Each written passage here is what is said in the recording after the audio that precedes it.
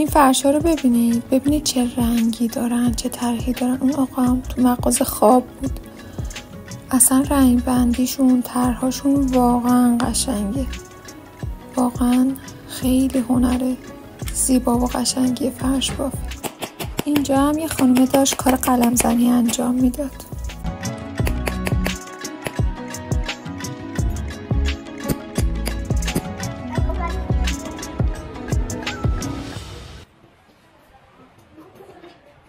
این سینی‌های قلم زنی خیلی خوشگلن.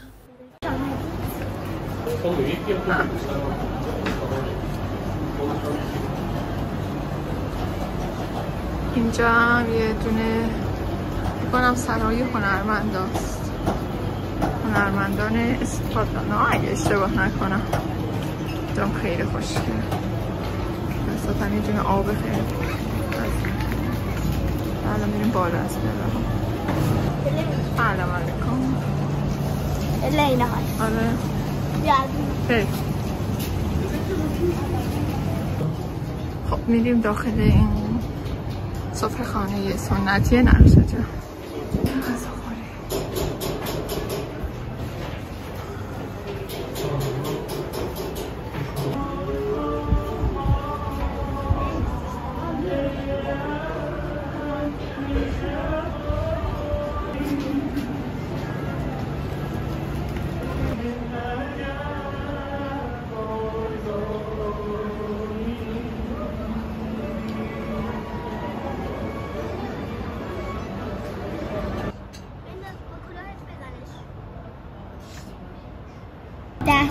از این دسته کمتره. من کوبیده سفارش دادم. خانومه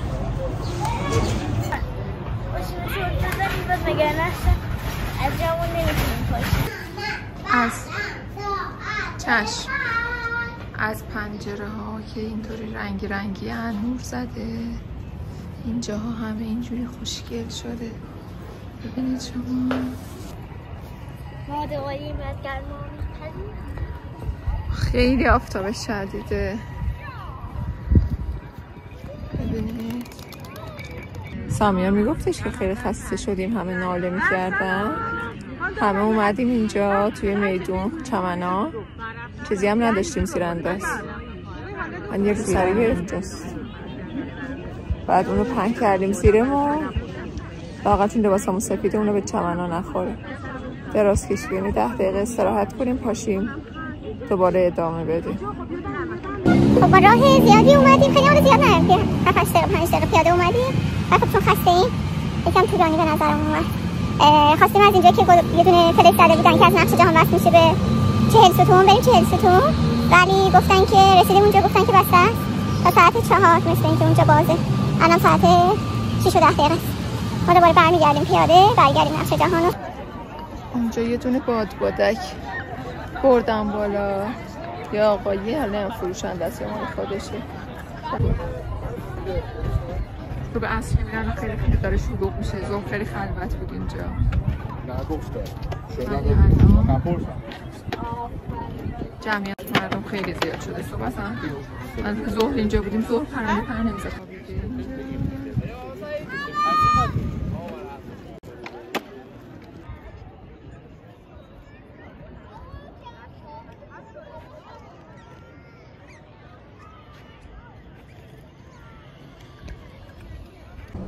سلام، حال شما خوبی؟ ما امروز داریم میریم سمت چیز. برو سلام.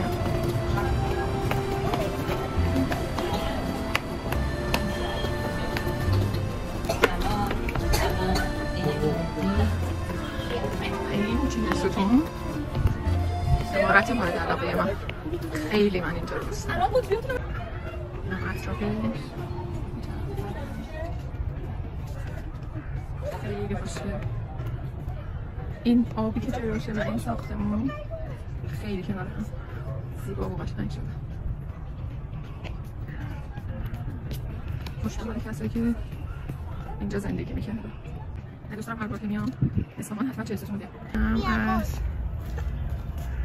مرسی عزیزم. ساینا خانم برامون گل چیده. مرسی ماما. دستت درد نکنه. این یه درخته خیلی تنه بزرگی داره، شما توشو ببینید.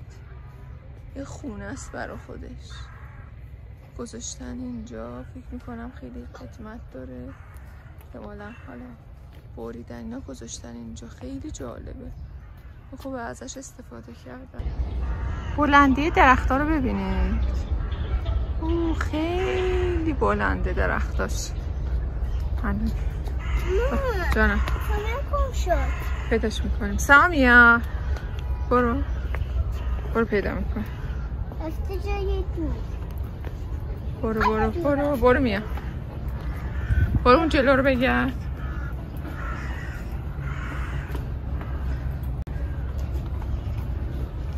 اونجاست، اون سامیا رو پیدا شد. سامیا یا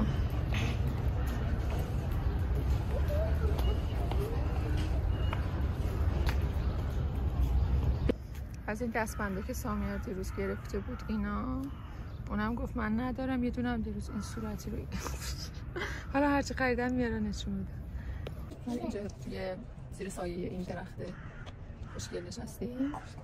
بعدش همسرم رفته چیز بگیره، بستنی بگیره، یکم بخوریم، به قول ساینا آیس کریم بخوریم.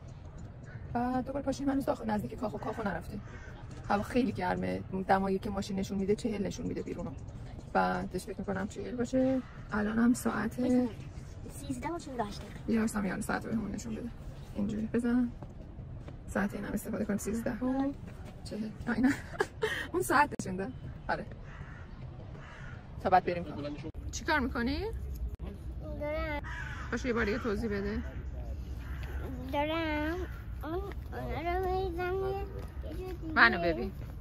یه جای دیگه که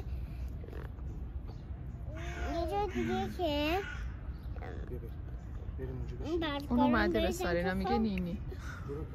خب که این برگار رو دارم جمع میکنم رو زمین، بگم تو خاک باید بیاد، باید بیاد و برای یه جا خاکهای دیگه. آها آفرین، مرسی که اینجا رو تمیز کرد. خب این هم از عمارت زیبای 40 ستون. آبو بده به من کیفتم بندازش بدم.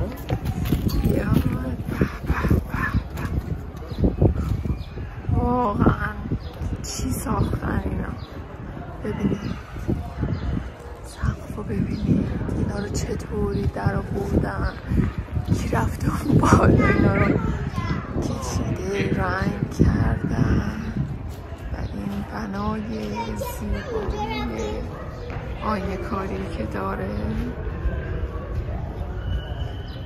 خیلی قشنگه این بنا.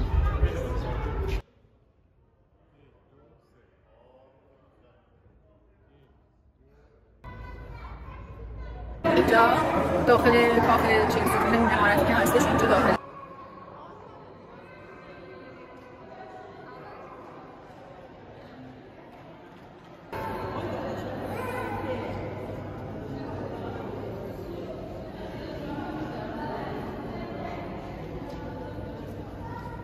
این نقاشی جنگ چالدران بود که نشون دادم، خیلی جزئیات جالبی داره.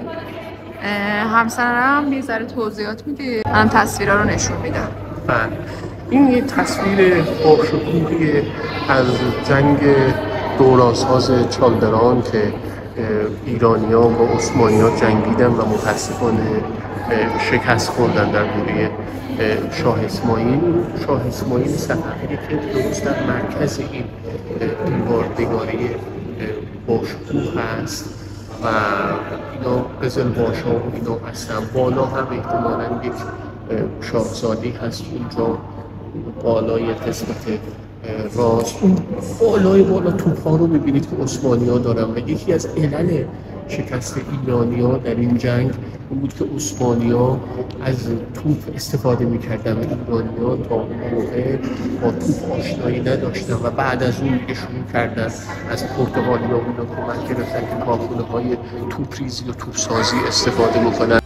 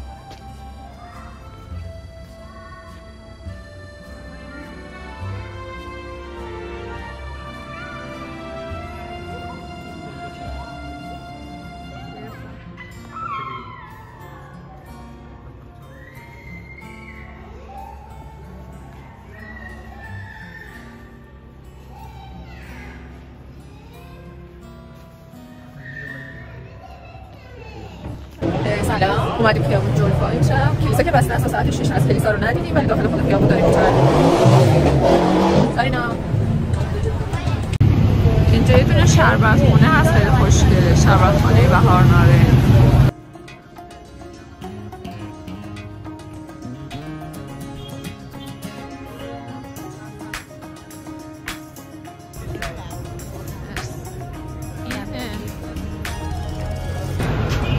این هم کلیساست، کلیسای بانک که بسته است. وقتی میدونستیم هم که این ساعت بیایم بسته است، ساعت 9:30.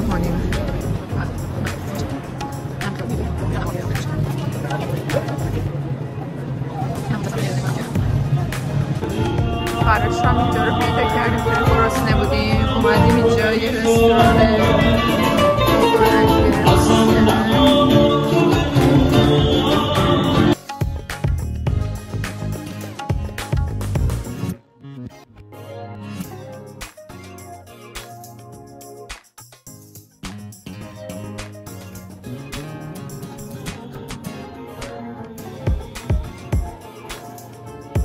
خورشت ماست و برای اولین بار دارم امتحان میکنم، ببینم چطوریه.